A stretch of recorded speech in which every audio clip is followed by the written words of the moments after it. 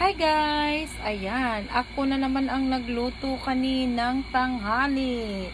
Dahil ang aking banana Q ay busy. Nagpagawa siya ng tulay doon sa kabilang kanto.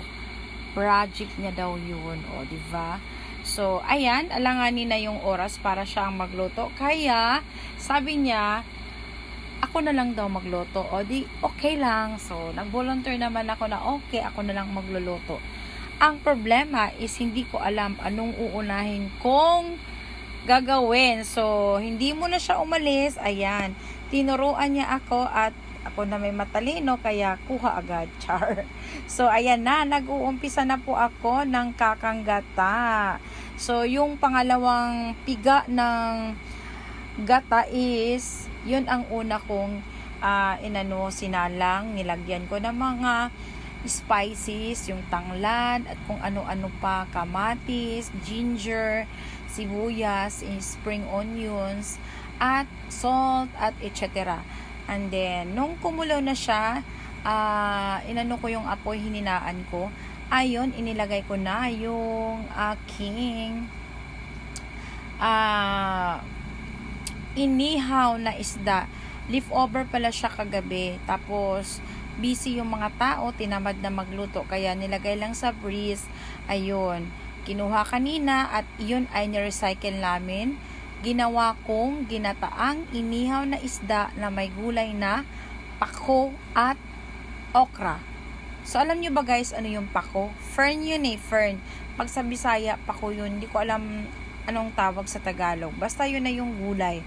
Yan, nagagayat na ako at aking ihahalo yan doon sa ginataan. Ayan na po, ayan. Ayan na yung inihaw na isda na tira kagabi. So, ayan pananghalian na. Diba tipid nanay? Hindi na ako gagastos ng pang-ulam. Ayan na, nilagyan ko na ng kakanggata, guys. Tapos mga condiments at spices. Ayan na. So, maya-maya, luto na siya. Ayan, halo-haloin natin. So, masarap na yung amoy, katakam-takam na tingnan. Kasi nalagyan ko na ng mga pampalasa, mga spices, at yung mga tak-tak-tak-tak. Ayan. Saka yung, alam nyo na yun kung ano, hindi ko nababanggitin guys, baka mapalo tayo. So, ayan na, haluin natin. Ang pinakamasarap na recipe ko, ang ginataang isda na tulingan with, wow, ayan na siya guys, luto na talaga.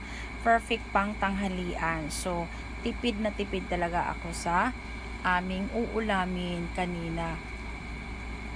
So, ayan.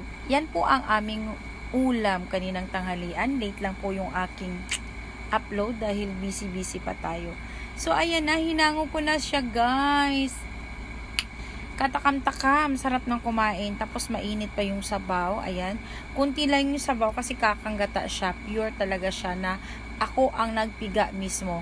Ayan, may mga gulay pa na pako at okra. So, ayan, perfect na for lunch. Kain na po tayo guys ng aking recipe. So, masarap talaga basta lutong nanay at lutong bahay, 'di ba? Meron siyang touch ng syempre pagmamahal. Ayan, kasi yung mga mahal mo yung kakain, guys, 'di ba? So, ayan na, kain na tayo. So, sorry nga lang dahil dalawa lang kaming kumain. Ayaw ng anak ko kumain ng ginataan. So, ako lang ang kumain, biyanan ko, at yung asawa ko hindi na kumain. So, ayan guys, thank you for watching. Don't forget to share my video. And bye-bye. Please, like and share po.